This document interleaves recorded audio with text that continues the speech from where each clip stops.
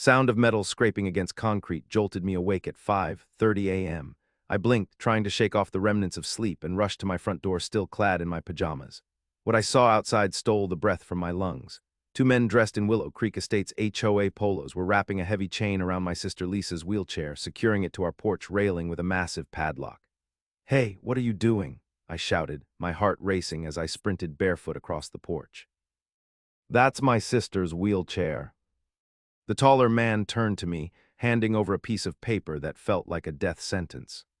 "Mobility devices must be stored out of sight per HOA Bylaw 23, for this is your third warning." My mind raced. Third warning? We never got any warnings. I was completely blindsided by this sudden act of cruelty. Lisa had only moved in with me 3 months ago after the car accident that left her paralyzed from the waist down. "Ma'am, please take it up with the board," the second man said curtly before they hurried away, hopping onto their golf cart and driving off as if nothing had happened. Desperation washed over me as I tried to break the industrial-grade chain, but it was futile. Just then Lisa appeared in the doorway behind me, balancing precariously on her crutches she hadn't touched in weeks since gaining her newfound independence with her wheelchair. "What's happening, Sam?" Her voice trembled, reflecting the fear and confusion swirling within her. "Some kind of mistake," I said, forcing calm into my voice for her sake. "I'll get this fixed right away." I called a locksmith, but he couldn't come until the afternoon. The weight of looming deadlines pressed down on us. Lisa had a job interview that day. "I can't miss it," she said through tears, her disappointment piercing through my resolve. I helped Lisa into my car and drove her to the interview, but my heart ached watching her struggle with dependence again after working so hard to regain her autonomy. While she was gone, I dove into the 94 pages of our HOA guidelines searching for answers. Among the rules about mobility equipment being stored inside or in designated areas, it became clear that these outdated regulations were more geared towards bikes and scooters than essential medical devices. When the locksmith finally arrived and cut through the chain, I felt a wave of relief wash over me, until I noticed my neighbor Diane Peterson walking by with 3 unauthorized garden gnomes that had somehow escaped HOA scrutiny. "Such a shame what Barbara's doing to you folks," she whispered. Barbara Thompson, the HOA president?" I asked incredulously. Diane nodded. "She doesn't like changes to the neighborhood aesthetic." My stomach dropped as she recounted how another family had been forced to move after their son got a service dog. That evening, fueled by determination and desperation, I emailed the HOA board explaining Lisa's disability and requesting an accommodation under the Americans with Disabilities Act. Within an hour, a response flashed across my screen. "Your request for exemption is denied." Additionally, they ordered me to remove the unauthorized wheelchair ramp at our front entrance within 48 hours.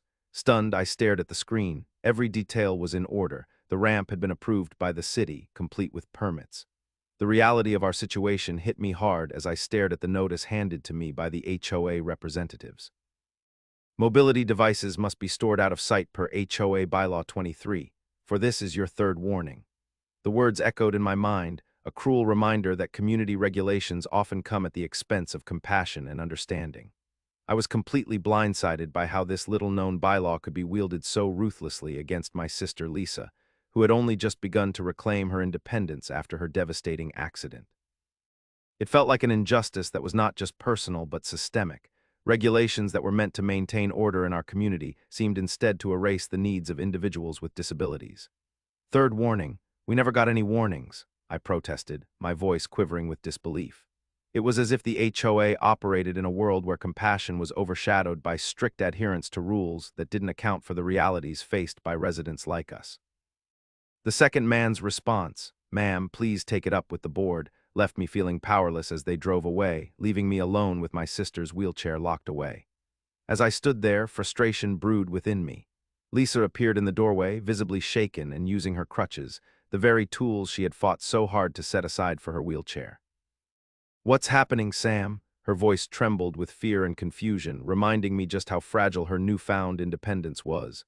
"Some kind of mistake," I reassured her, trying to mask my own rising panic. "I'll get this fixed right away."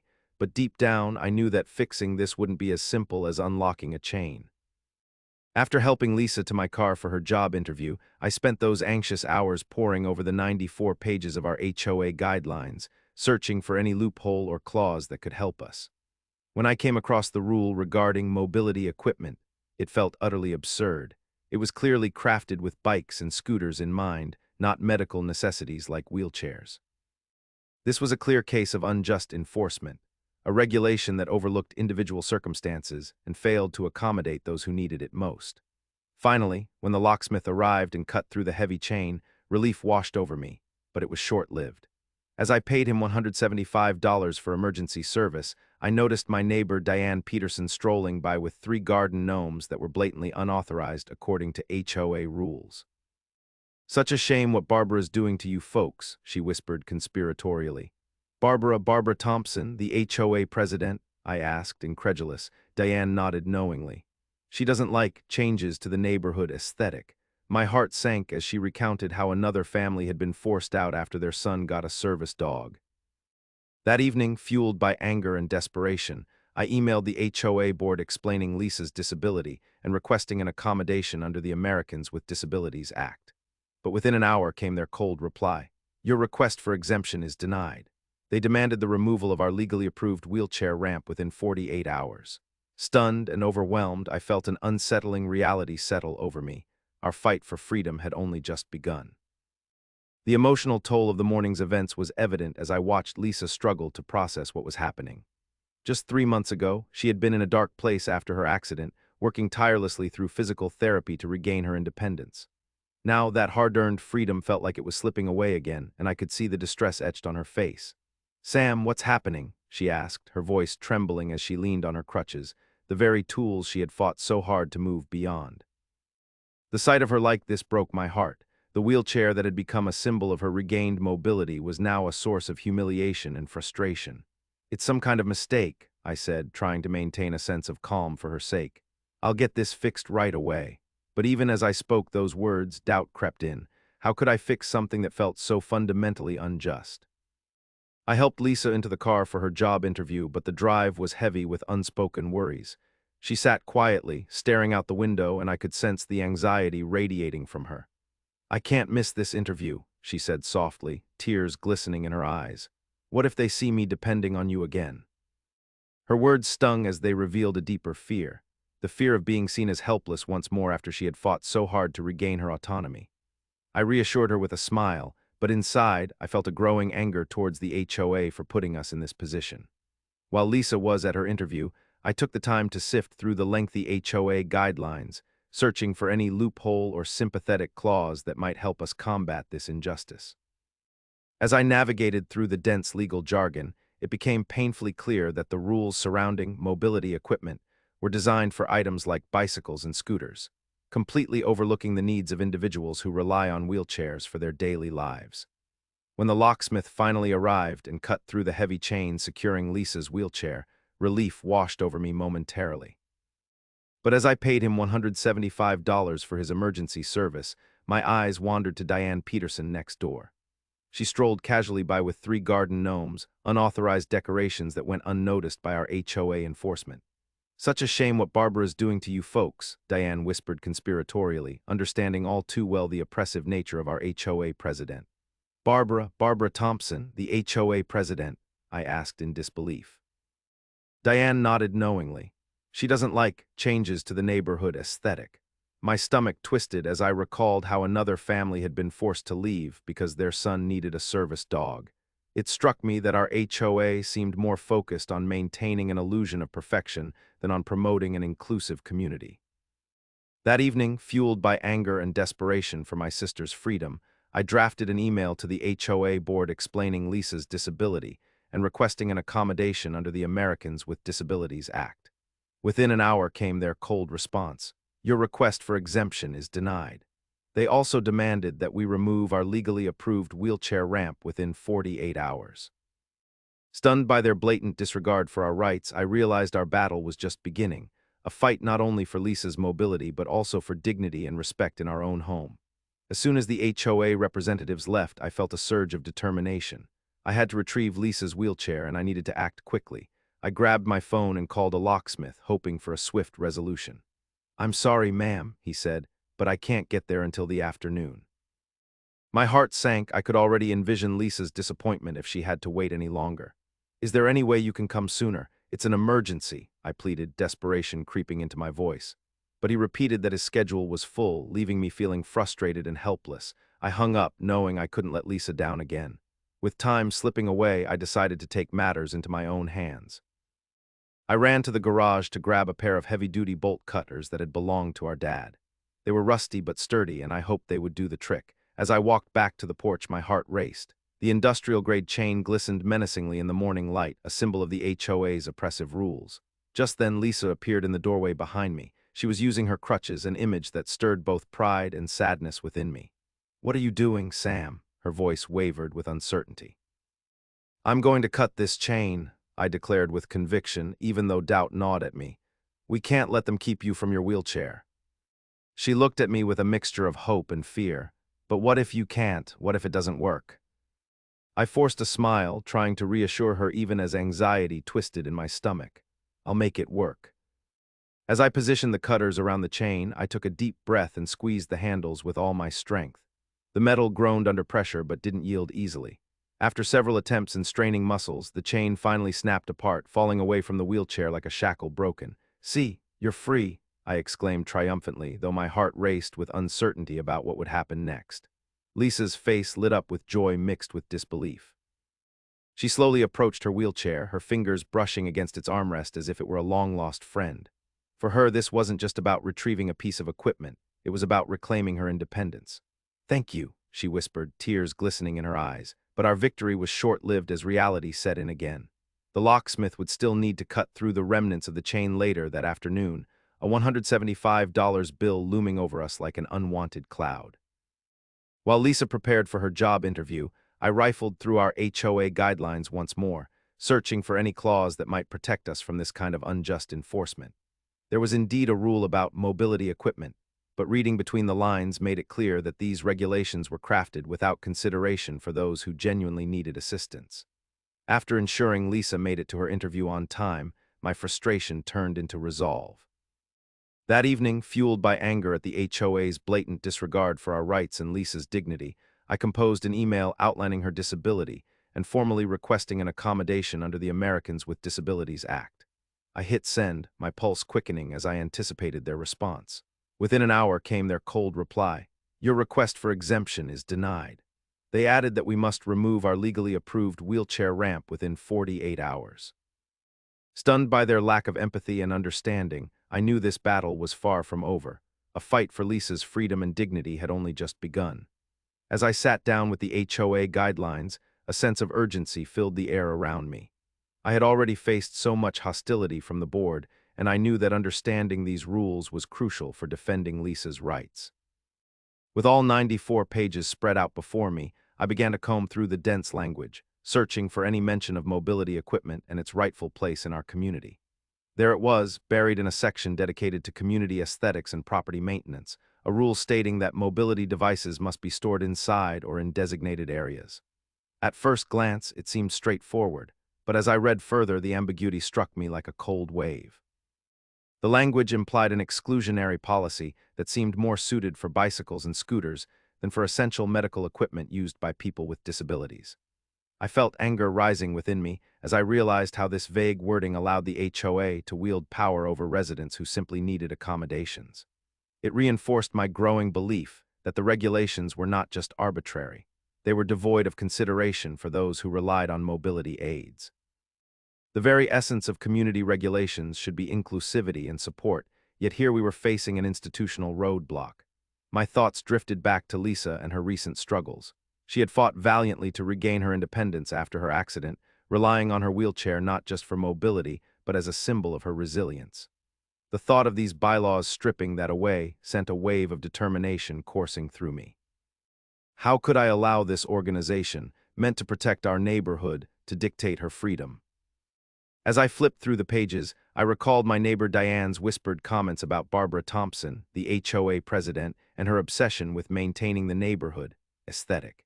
It was clear that Barbara had little regard for individual circumstances or the emotional toll such rules could take on residents like us. The Millers had been forced to uproot their lives because their son needed a service dog. Would we be next? After hours of scrutinizing the guidelines, I found myself drafting yet another email, this time not only expressing my frustration but also demanding clarity regarding these ambiguous definitions of mobility equipment. I stressed that the language must evolve to reflect compassion rather than rigid enforcement. When Lisa returned from her interview, hopeful yet still shaken from earlier events, I shared my findings with her. "We need to push back," I told her firmly. "These guidelines need to change so no one else has to go through what we have." That evening, as I finalized my email to the board requesting an urgent review of the guidelines, my resolve solidified. Clarity and fairness were not just legal obligations, they were moral imperatives in creating a genuinely supportive community. As I hit send, I felt a sense of hope mingled with uncertainty. It was a step towards justice for Lisa and others who deserved their rightful place within our neighborhood. As I navigated the emotional roller coaster of the day, my thoughts kept returning to Diane Peterson, my neighbor who had offered a glimpse into the darker side of our HOA. The way she casually mentioned Barbara Thompson's oppressive tactics stuck with me. I decided I needed to speak with her again to gain further insight into the HOA's behavior and its impact on our community. The following afternoon, I spotted Diane in her front yard, tending to her flower beds. Armed with curiosity and a sense of urgency, I walked over. "Diane," I began, "can we talk? I need to understand more about this HOA and how they treat residents like us." She looked up, wiping her hands on her gardening apron. "Of course, dear, it's a tricky situation. Why is it that the HOA seems to target those of us who need accommodations?" I asked, my voice laced with frustration. "Lisa's wheelchair was chained up for no good reason, and now they want us to remove a legally approved ramp." Diane sighed deeply, glancing around as if ensuring no one else could overhear us. "It's all about control," she said quietly. "Barbara is obsessed with keeping the neighborhood looking perfect, and she doesn't care about the people living here. She sees any change, any accommodation, as a threat to her vision of Willow Creek Estates." I felt my heart race as she continued. "There's a pattern here. Families who try to make life easier for their disabled members often find themselves in Barbara's crosshairs. The Millers had to leave because their son got a service dog. It didn't fit into her idea of how the neighborhood should look." The stories spilled out of Diane like a dam breaking, each tale more disturbing than the last. She recounted how another family had been cited for having a ramp that was deemed too unsightly, despite being essential for their child's mobility needs. Listening to Diane's troubling accounts, I felt a chill run down my spine. Sometimes timing changes everything, just like subscribing to this channel seems to mysteriously ward off unfair HOA rules. At least, that's what our subscribers claim in the comments. But back to the story, Diane's revelations filled me with a renewed determination. It was clear this battle was about more than just Lisa's wheelchair. It was a fight for dignity, compassion, and true community spirit. "It feels like they're punishing us for needing help," Diane added, her voice tinged with anger. I thought about Lisa and how hard she had worked to regain her independence only to have it threatened by an overreaching authority that didn't consider individual circumstances. "This is outrageous," I said firmly. "We can't let them get away with this." Diane nodded in agreement but looked wary. "You have to be careful. Barbara has influence. Many residents are afraid to speak out against her." "What? But that just perpetuates the injustice," I exclaimed, realizing that fear was precisely what allowed such discriminatory practices to continue unchecked. "I know," Diane replied softly, her eyes filled with understanding. "But change starts with people like you, people who are willing to stand up and fight back." Her words resonated deeply within me, igniting a fire of determination. If Barbara thought she could control us through intimidation and outdated regulations, she was sorely mistaken. That evening, armed with newfound knowledge and fueled by the injustices shared by Diane, I returned home ready to escalate our fight against the HOA's discriminatory practices. I would not only advocate for Lisa, but also for every resident who felt powerless against Barbara's regime. We would take a stand together. I would start rallying support from neighbors willing to join our cause, because no one should have to feel threatened in their own home for simply needing help. That evening, sitting at my kitchen table, I felt a mix of anger and determination. After the day's events, it was clear that I needed to take a stand for Lisa. The unfair treatment we faced from the HOA could not be allowed to continue. I opened my laptop, the screen illuminating the darkened room, and began drafting an email to the HOA board. "Dear Willow Creek Estates HOA Board," I typed, my fingers trembling slightly as they danced across the keyboard. I am writing to formally request an accommodation under the Americans with Disabilities Act for my sister, Lisa. As I began to explain Lisa's situation, her recent accident, her paralysis, and the challenges she faced, I could feel my resolve strengthening with each word. Lisa has worked tremendously hard to regain her independence, I continued. Her wheelchair is not just a mobility device, it represents her freedom and dignity. I detailed how the actions taken by the HOA had not only hindered her mobility, but had also caused emotional distress during a critical time in her recovery. I reminded them of their obligation to consider individual needs within their regulations and emphasized that the language in their guidelines was ambiguous at best. The rule regarding mobility equipment should not be applied indiscriminately to devices that are essential for individuals with disabilities, I wrote passionately. The lack of clarity in your regulations has led to discriminatory practices against residents like us who require reasonable accommodations. As I outlined the specifics of our situation and how we were unfairly targeted, I couldn't shake off the feeling that this was about more than just Lisa's wheelchair. It was about challenging an oppressive system that prioritized aesthetics over humanity. I took a deep breath before concluding my email, urging them to reconsider their stance and recognize the importance of inclusivity in our community. I hope you will take this request seriously and respond with compassion rather than rigidity, I finished, hitting send with a sense of finality. Within minutes, a response arrived in my inbox. My heart raced as I opened it, only to find their cold reply, "Your request for exemption is denied." Shock washed over me like ice water. How could they dismiss our plight so easily? They continued, stating that we must remove the wheelchair ramp within 48 hours, an order that completely disregarded our rights as residents. That ramp had been approved by the city. I had permits to prove it. Feeling utterly deflated yet fueled by righteous indignation, I leaned back in my chair, staring at the screen as disbelief washed over me. It was clear that this fight would not end here. The board's blatant ignorance of our rights only solidified my determination to challenge them further. I knew we were up against a powerful force in Barbara Thompson, but if Diane's stories about others who had suffered similar injustices taught me anything, it was that we were not alone in this fight. The more I thought about it, the more resolved I became to rally support from neighbors who felt marginalized as well.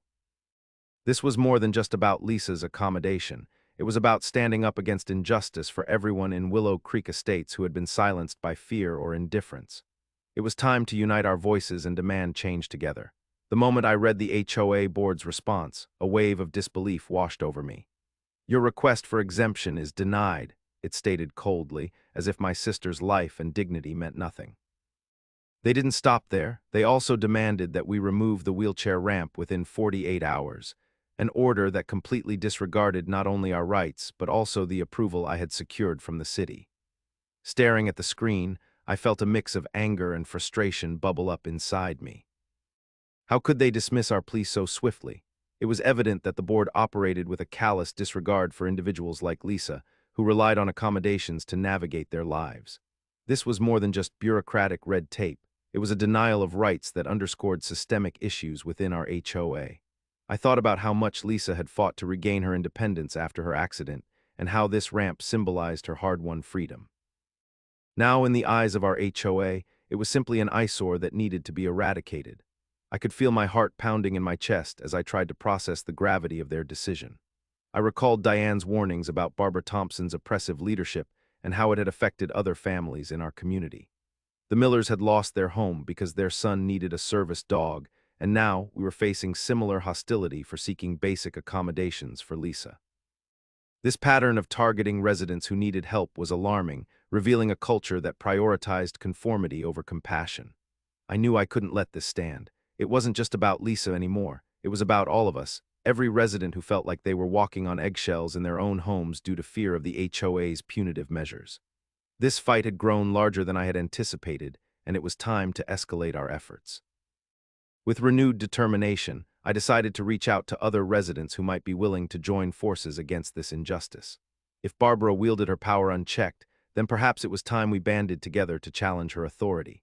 Gathering support would not only amplify our voices, but also send a clear message that we would not accept discriminatory practices in our community. I started drafting another email, not just aimed at the board, but also intended for my neighbors.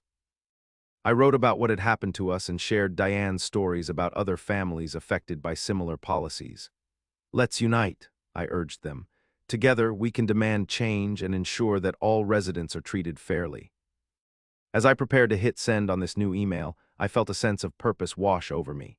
We deserved a community that embraced inclusivity rather than shunning those who required assistance. It was time to hold the HOA accountable for its actions and fight back against a system designed to suppress rather than support. With each click of my keyboard, I felt empowered, not just as Lisa's advocate, but as a voice for everyone in Willow Creek Estates who longed for fairness and justice. We were going to stand up against this injustice together. No longer would we allow fear to dictate our lives or our rights. After receiving the HOA board's swift denial of our accommodation request, I felt an overwhelming need to reach out to my neighbors. I knew that if we were going to challenge the oppressive governance of Barbara Thompson and her board, we would need allies, people who understood the weight of this battle and were willing to stand with us. The next day, I decided to host a small gathering at my home. I sent messages to several neighbors, including Diane, inviting them over for coffee and conversation. I wanted a casual yet meaningful environment where we could discuss our experiences with the HOA and brainstorm ways to confront the issues we faced as residents. When the evening arrived, I set up my living room with snacks and drinks, hoping to create a welcoming atmosphere. One by one, my neighbors trickled in, their expressions a mix of curiosity and concern. Diane was among the first to arrive, her usual warmth shining through despite the tension surrounding our community. "Thanks for bringing us together, Sam," she said as she settled onto the couch. "I think many of us have been feeling lost in this situation." As more neighbors arrived, I sensed a collective unease about the HOA's control over our lives. It only took a few moments before conversations sparked about their own struggles with Barbara and the board. One neighbor shared how they had been reprimanded for painting their front door a color deemed inappropriate. Another resident spoke about being pressured to remove their garden decorations, simple items that brought them joy but clashed with the HOA's aesthetic standards. "Do you remember when they forced the Millers out?" one neighbor said, shaking his head in disbelief.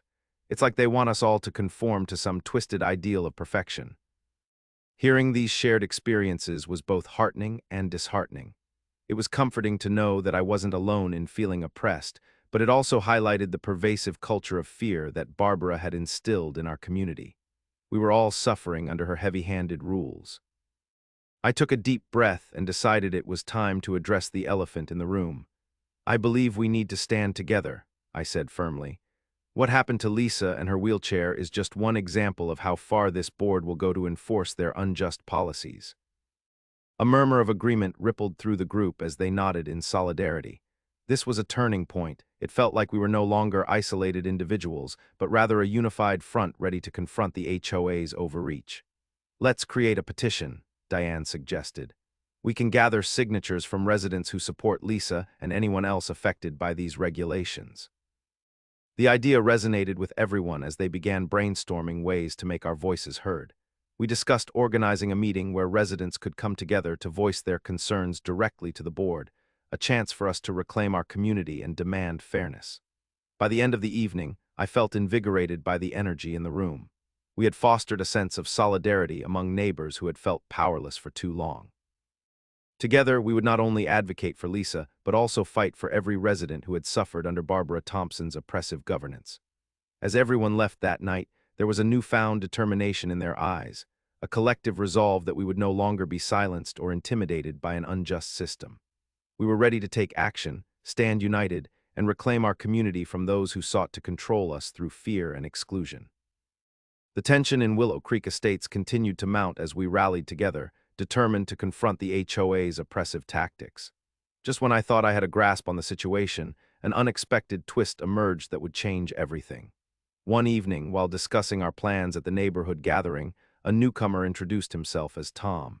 He had recently moved into the area and was eager to lend his support. As we shared our stories of frustration with the HOA, Tom revealed something that sent shockwaves through the group.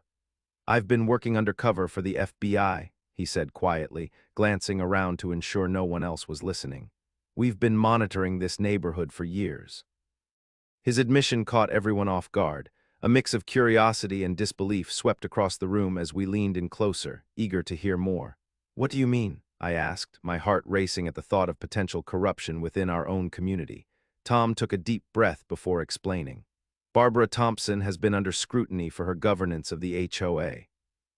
There have been numerous complaints about her abuse of power, discriminatory practices, harassment of residents, and even financial discrepancies. We believe she's using her position to benefit herself and maintain control over the neighborhood. The implications of his words hung heavy in the air. It suddenly made sense why Barbara had seemed so unyielding. She wasn't just enforcing rules. She was safeguarding her own interests while shrouding her actions in a facade of authority and decorum. As Tom continued to share details about the investigation, I couldn't help but feel a mixture of relief and anger. Relief that there was acknowledgement of our struggles and validation for what we had experienced. Anger that someone in a position meant to protect us was abusing their power so egregiously. "We need to use this information," I said, my voice steady with newfound purpose. "If Barbara is indeed corrupt, then we have the leverage we need to challenge her authority." Tom nodded in agreement, his eyes glinting with determination. "I can help you gather evidence and build a case against her, but we need to be careful. She has eyes everywhere." Over the next few days, we worked closely with Tom as he guided us on how to document our experiences more effectively.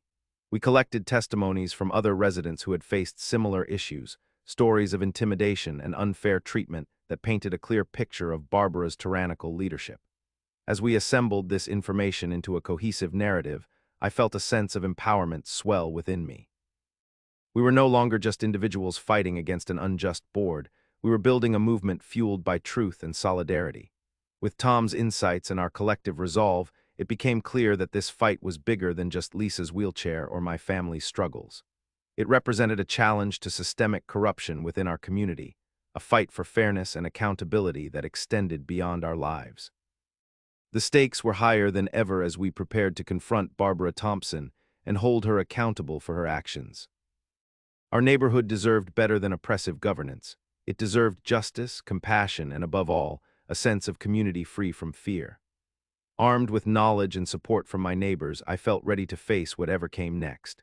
Together, we would stand united against not only Barbara, but also any system that sought to silence us or undermine our rights as residents of Willow Creek Estates.